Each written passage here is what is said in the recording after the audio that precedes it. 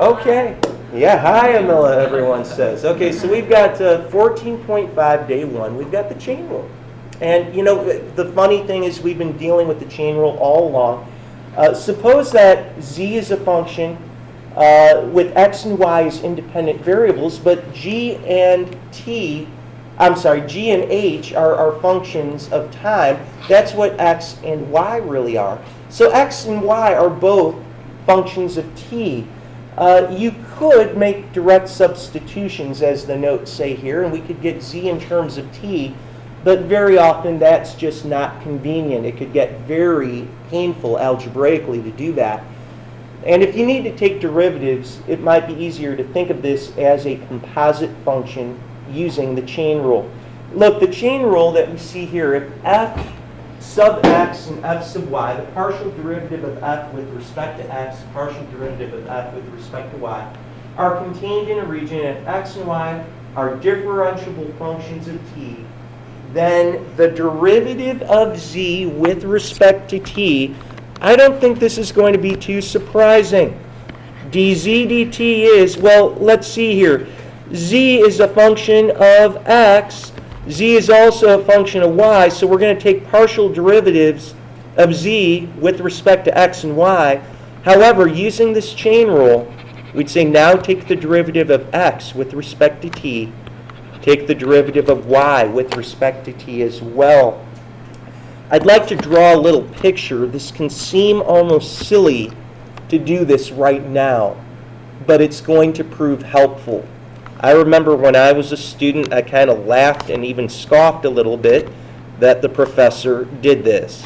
You know, z is a function of x and y, and then, you know, x and y are both functions of t.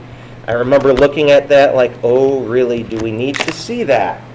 Well, this is going to help you out in regard to this. You know that z is dependent on x and y, and I'm going to have to get to t through x and also through y.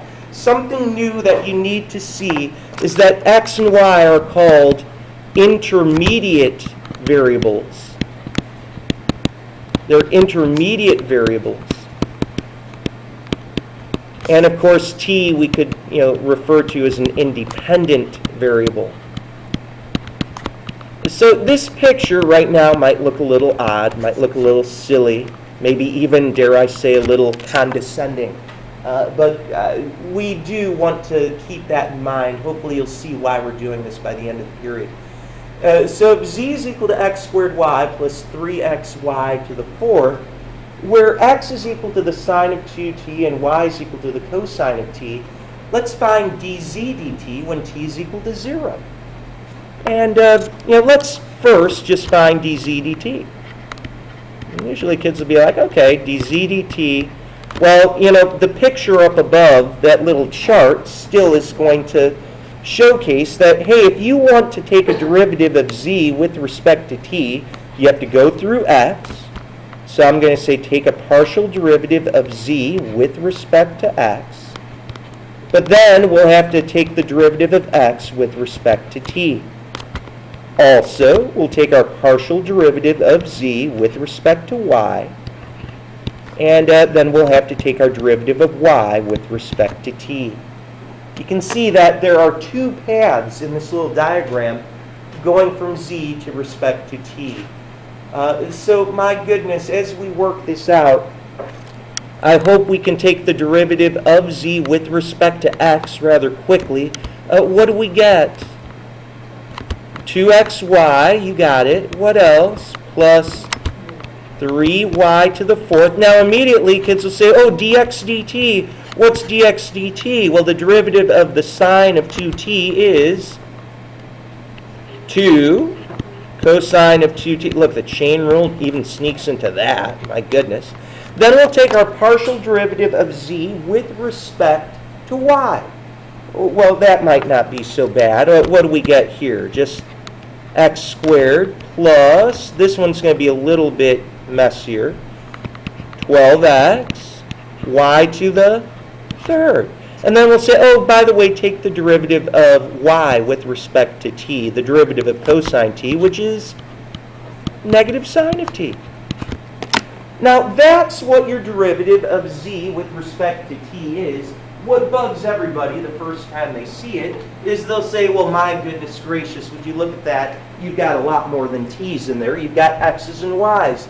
Yeah, x's and y's are intermediate values, intermediate variables, I should have said. Well, look, t equals 0 is what we'd like to plug in, but dare I say, when t equals 0, let's go to the intermediary kind of variables. X would be sine of 2 times 0, so x would be what? 0. You see, we have to plug that t value in to this x equals sine of t. Likewise, we're going to come over here to y equals cosine of t. And my goodness, that's going to lead us to y would equal what? What's the cosine of 0? 1. So you know what, guys? What you're really doing is you're saying everywhere in this derivative, I'm going to plug in t equals 0, x equals 0, and y equals 1. And we're just going to plow through that and simplify it. The rest of it's number crunching, of course. Thank goodness to see some friendly zeros here. Always nice to see that. This becomes 2 times the cosine of 0.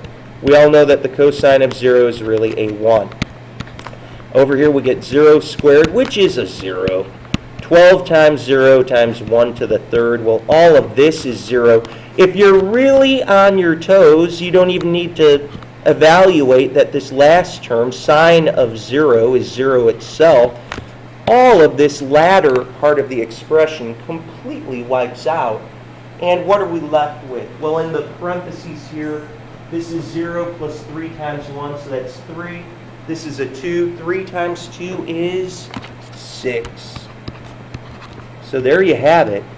dz dt is equal to 6 when, of course, t is equal to 0.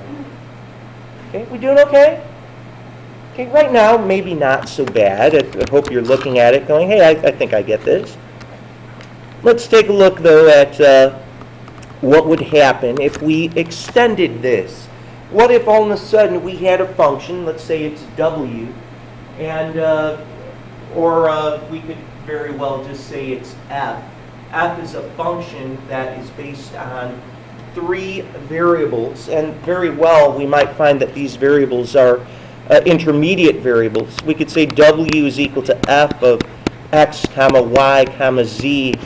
All of a sudden 3 variables that are intermediate here, x, y, and z are also functions of t, perhaps.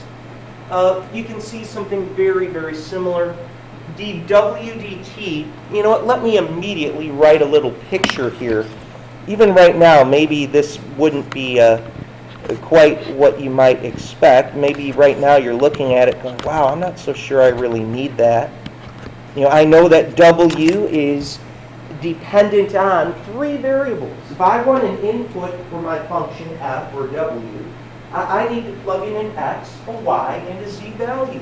But all 3 of those, x, y, and z, are dependent on a variable t.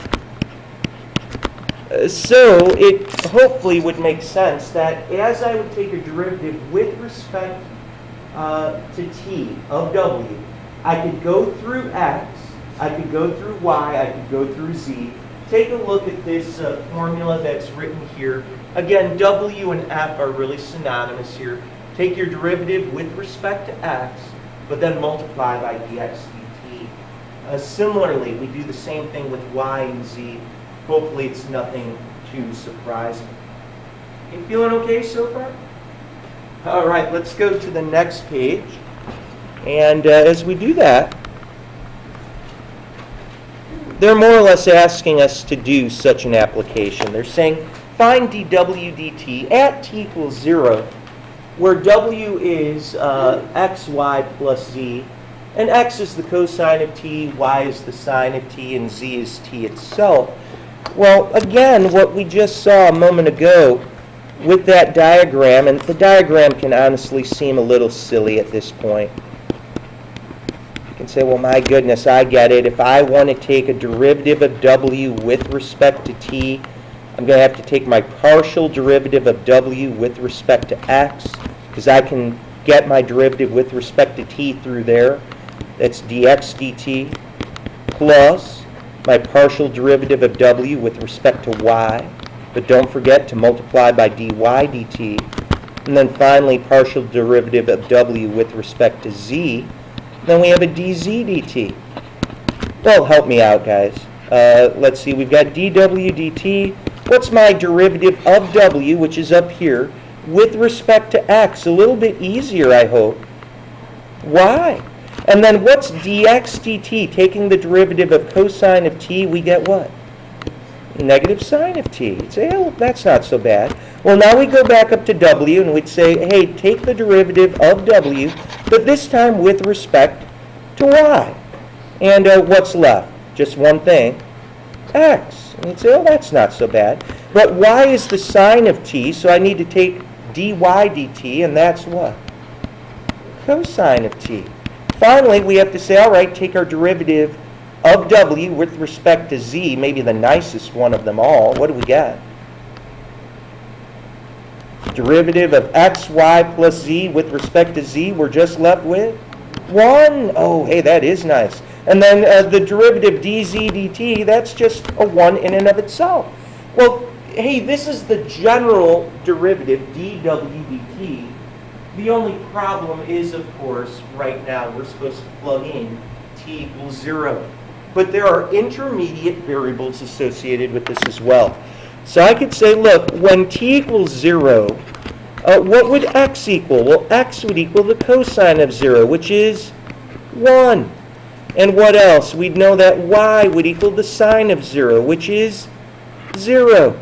And should we need it, by the way, we don't, we'd say, well, that would also mean that z would equal 0. In this regard, we're completely not meeting that.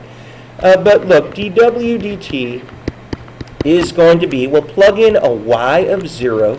Immediately, kids are like, oh, man, Mr. Dobner, that's great. Look, we don't even have to work anything else out. You know what? You're right. You don't. Let's see. And then over here's a 1. Well, the cosine of 0, not the cosine times 0, but the cosine of 0 itself is 1. This first term, 0 itself, 1 plus 1 is a 2. Hey, would you look at that? At t equals 0, dw dt, w with respect to t is changing at that related rate, at 2. Are we doing okay? Well, now it gets interesting. Take a look at this. Holy cow, what if you've got a function, f or w, however you'd like to call it, and all of a sudden, shock upon shock, yeah, you've got 3 variables. They're going to be intermediate variables, x, y, and z. But x is a function of 2 variables, r and s. Y is a function of 2 variables, r and s. And z is a function of 2 variables, r and s. And all of a sudden, it looks like a nightmarish kind of a problem where you're thinking, oh, wow, yeah, I've got 3 intermediate variables, but wow, I've also got 2 independent variables of r and s. My goodness. May I suggest a diagram? Let's say that we've got w or f, however you'd like to write it. Look, there are 3 intermediate variables that we can work with. We have an x, a y, and a z. And to find a function value, to find that w value, we need all 3 of those values plugged in. However, each one of them is going to be depending on 2 other variables, namely r and s. So all of a sudden we can notice the world of difference here. You can notice that the partial derivative of w is needed. We can no longer just say dw. W at its heart, you could say, do I want to take the derivative with respect to r or with respect to delta s? Is it with respect to r or s? And you can see this is what we're doing with these 2 assignments. By the way, it looks like our recording is running out of time. We're going to have to finish this one up with part 2 pretty soon. So we'll did